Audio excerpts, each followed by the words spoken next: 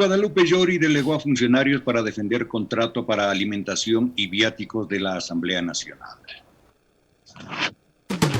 Tema polémico.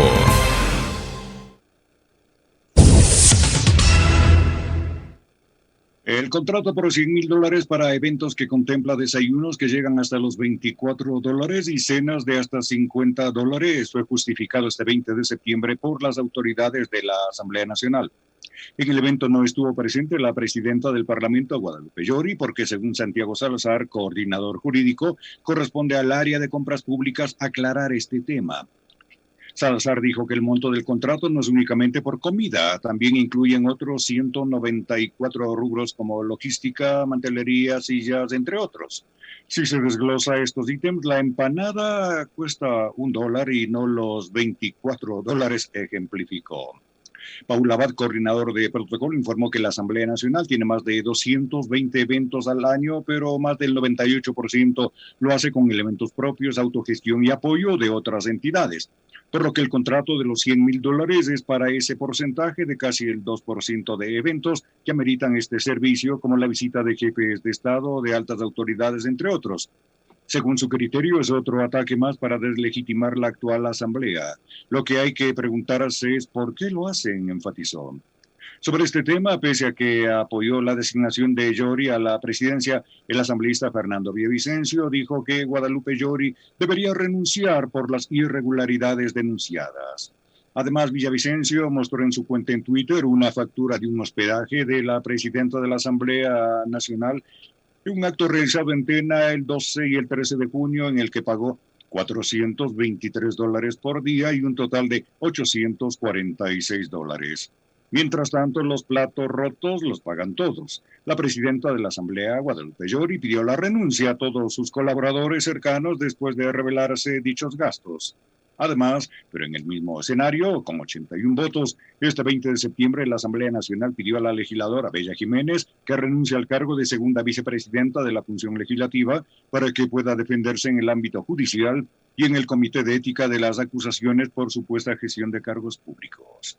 La moción la presentó su ex coideario de Pichincha, Marlon Cadena, de la Izquierda Democrática. Sobre este tema, en el segmento Pichincha opina, la palabra tiene Alexis Moncayo. 7 de la mañana con 11 minutos. Realmente es preocupante y es lamentable lo que está sucediendo en torno a la Asamblea Nacional. De verdad que es una falta absoluta de entendimiento del momento político que estamos viviendo, por parte de los actores además. Y es una falta de tino, de no entender la altísima responsabilidad que está en sus manos. Seguramente, y lo hemos comentado durante todos estos últimos días, hay un intento, y es evidente incluso a ratos por todos los relatos que se van generando, sobre todo en redes sociales donde se reproducen ese tipo de mensajes.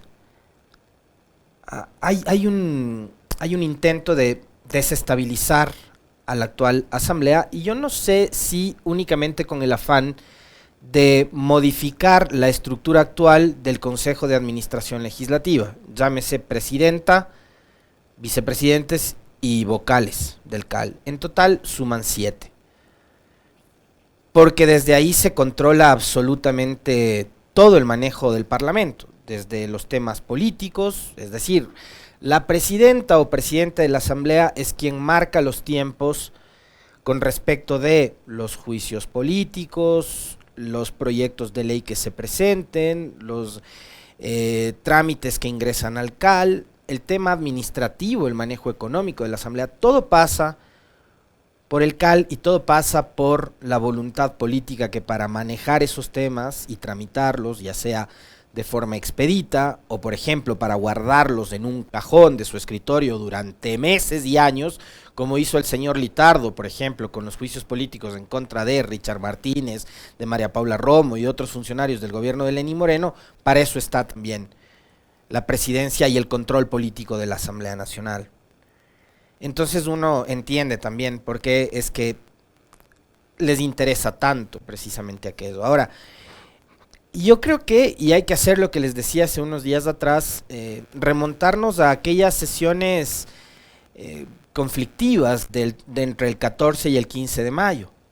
Ustedes van a recordar que a la fecha se comentaba ahí mucho sobre la posibilidad de que PSC, Creo y UNES lleguen a un acuerdo para la gobernabilidad y de esa forma conseguir los 70 votos y más que permita destrabar la elección de las autoridades. ¿Por qué? Porque llegamos a partir de la elección del 7 de febrero pasado a un momento especial, que es el tener una asamblea de 137 absolutamente dispersa y atomizada, en donde ninguna bancada, ni la de UNES, que era la más numerosa, ni la de Pachacuti, ni la Izquierda Democrática, ni la de PSC, ni la de Creo, tenían por cuenta propia los arrestos y capacidad suficiente y necesaria para conseguir precisamente la mayoría que les permita elegir autoridades.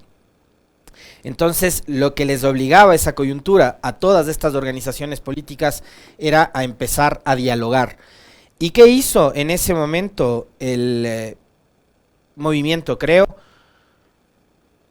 Abandona las conversaciones con Nebot y con Correa, es decir, con el Partido Social Cristiano y con UNES, y se sienta a dialogar con Pachacutic y con la Izquierda Democrática, más un grupo de aliados independientes, entre los que está Fernando Villavicencio, que lo han identificado así, fíjense ustedes, el propio Salvador Quispe, que años atrás en las calles, cuando se trataba de manifestar en contra de Correa, marchaba junto a Villavicencio. Ahora lo ubica Villavicencio como uno de los actores principales intentando dinamitar la asamblea desde adentro, y ha dicho que él es el principal operador que tiene el gobierno en la asamblea puertas adentro.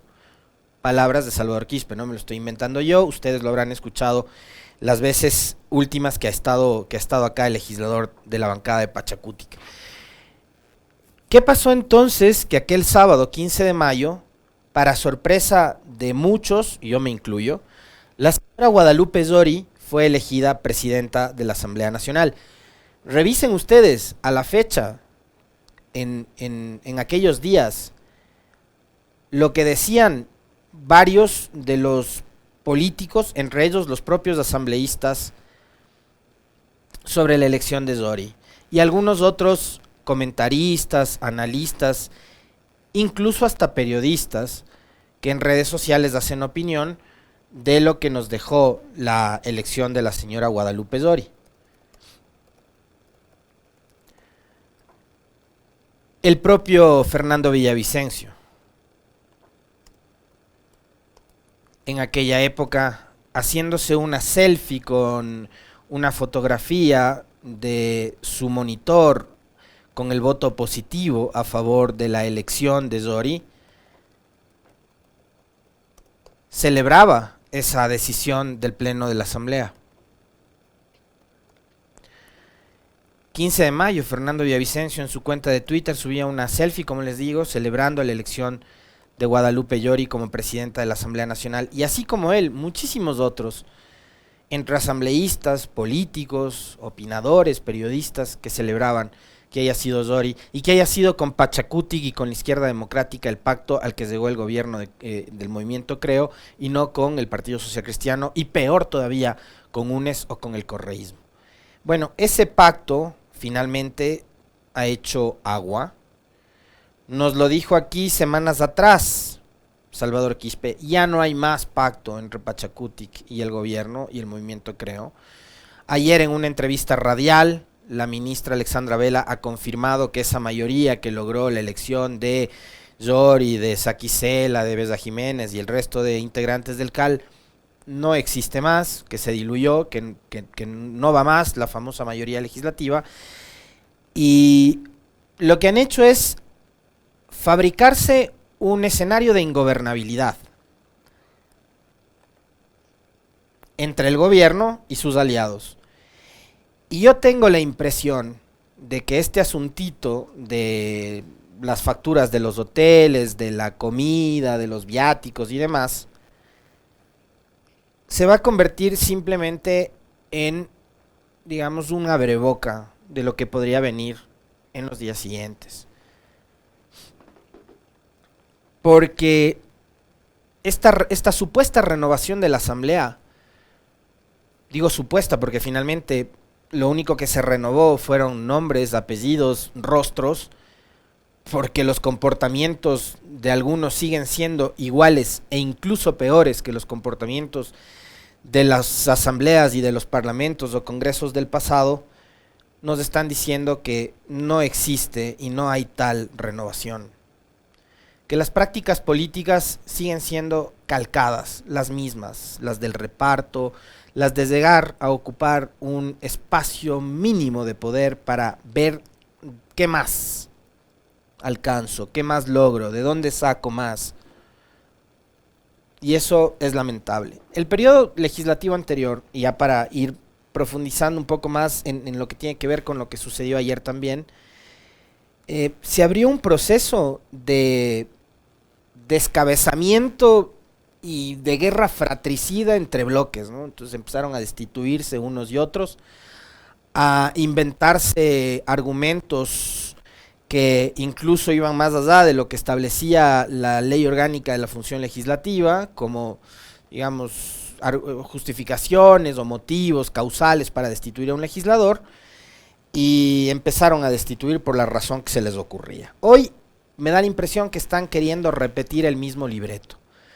Y eso, digamos, lo único que da cuenta es de que el Ecuador va a tener una asamblea por 4 años más, muy parecida a la anterior, en donde el escándalo era el pan de todos los días. Mientras lo que uno quisiera es tener una asamblea que está trabajando en sus comisiones para reformar leyes que vayan en beneficio del ciudadano de a pie, para que se genere empleo, mejores condiciones laborales, para que se facilite el acceso al crédito, para los emprendimientos, mejores condiciones legales para el sector agrícola, ganadero, productor, industrial, etcétera. Pero sobre eso no le vemos discutir a nadie. ¿Qué pasa con la educación intercultural bilingüe? ¿Qué pasa con la educación superior? ¿Hacia dónde vamos a ir con el tema de Yachay, que ahora está en el ojo del huracán? Con la prensa tratando de desprestigiar a una universidad Nobel, confundiendo además entre lo que es la ciudad del conocimiento Yachay y lo que es Yachaytec, haciendo todo un champús de esta vaina. Entonces, no les vemos hablando de los temas de fondo, pero sí les vemos cayendo permanentemente en el framing de la disputa, ¿no? De la discusión, del relajo. Y por ejemplo, hay declaraciones como esta de ayer del legislador Fernando Villavicencio. Escuchemos. Legisladores, por eso yo creo que la presidenta de la Asamblea no solo tiene que explicarlo.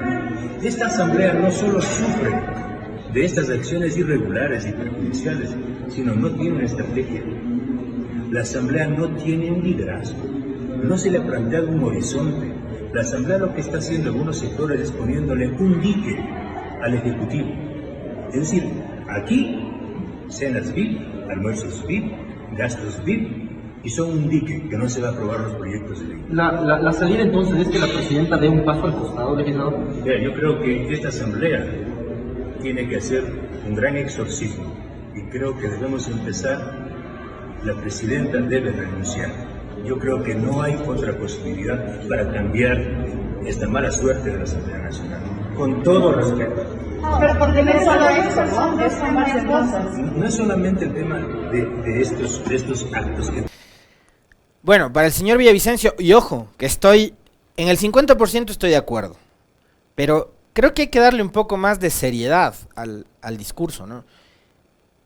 Ya hacer sesiones de espiritismo sería como lo último que se le plantea a esta asamblea, ¿no? O sea, si queremos que deje de ser un circo asambleísta, ¿no? Que se convierta en un templo de magia negra, pues. Él quiere hacer un exorcismo en la asamblea y le pide la renuncia a la señora Zori. Pues si usted puso los votos para que la señora Zori sea elegida presidenta de la asamblea el 15 de mayo. ¿No reflexionaron ese voto? No lo pensaron, no lo estudiaron. ¿Sobre la base de qué ustedes dieron y consignaron el voto a favor de Guadalupe Llori? Si es que no había una agenda, una hoja de ruta en el ámbito legislativo, de la fiscalización y demás, ¿por qué es que votaron por Llori? Es mi pregunta. En lo que estoy de acuerdo con Villavicencio, y me parece que eso, digamos, está a vista y paciencia de todo el Ecuador, es que esta asamblea no tiene ni estrategia ni liderazgo, y que no tiene un horizonte. Y eso me parece que se refleja en el hecho de que ayer quien sale, y fíjense que en la mañana decíamos nosotros, la presidenta tiene que salir por su fuero a decirle al país la verdad sobre esta denuncia del famoso gasto de los desayunos, de los almuerzos, del hospedaje en hoteles 5 estrellas, en spas y todo lo demás, ¿no? Pero resulta que a quien sientan para dar las explicaciones de lo que sucede en la asamblea es a funcionarios del área administrativa de la asamblea que nada tienen que hacer ahí. Quienes tienen que dar una respuesta y una respuesta política y contundente al país son ustedes, las autoridades. Y de paso, yo no sé cuándo fue la última vez que la señora Llori compareció ante un medio de comunicación, pero acá por lo menos no ha venido desde antes de la elección de mayo del 2021.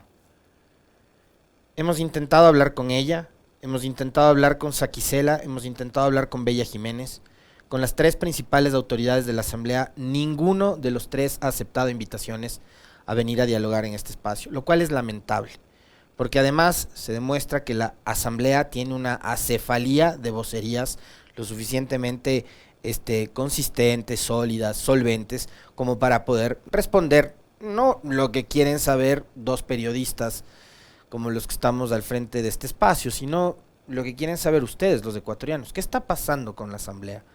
Más allá de los boletines de prensa, de los comunicados. Ayer, por ejemplo, circuló en redes sociales a través de la plataforma digital La Historia, y no sé si tenemos y podemos poner en pantalla. Después de este escándalo, ¿saben cuál fue la respuesta? Algo parecido a lo que hizo Bella Jiménez, que le echó la culpa a su asesor, ¿se acuerdan? Bueno, la señora Llori le ha pedido la renuncia a todo su personal cercano en la Asamblea Nacional. Con eso se solucionan los problemas, o sea, quiere decir que además el mensaje que yo veo con esa decisión es: esta información salió de acá, o sea, sale de su equipo más íntimo, más cercano, de confianza.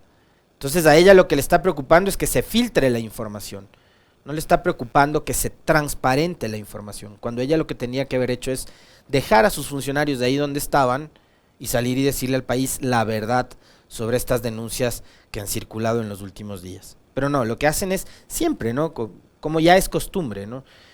Que la soga siempre se corta por el lado más débil. Y ayer la Asamblea Nacional debatió sobre un proyecto de resolución que fue presentado por el legislador de la ID, Marlon Cadena, partido político de la Izquierda Democrática, que promocionó a Bella Jiménez no solo como asambleísta, sino que además ya en la discusión del 15 de mayo la promovió a ella como la candidata a ocupar una de las vicepresidencias de la Asamblea. Ayer 81 votos en un exhorto decidieron pedirle a la señora Bella Jiménez su renuncia. Esa ya es una decisión de ella, y los exhortos de la Asamblea no tienen ningún tipo de validez. Son simples saludos a la bandera. Escuchemos la respuesta de la señora Jiménez a este exhorto aprobado ayer por la Asamblea. En menos de 24 horas hicieron picadillo a la asambleísta Bella Jiménez. La pregunta del millón: ¿por qué no hacen lo mismo con el compañero Iner Recalde? ¿Por qué no hacen lo mismo con la compañera Rocío Guanoliza? Señores legisladores, por favor, ustedes pretenden hablar de orejas largas. Discúlpenme, ustedes pretenden hablar de orejas largas. Que tire la primera piedra el que esté libre de pecado. Soy inocente hasta que se demuestre lo contrario, señor Marlon Cadena. Mi proceso está en investigación. Todavía no paso el código de ética. No sé cuál es su apuro, no sé cuál es su conveniencia.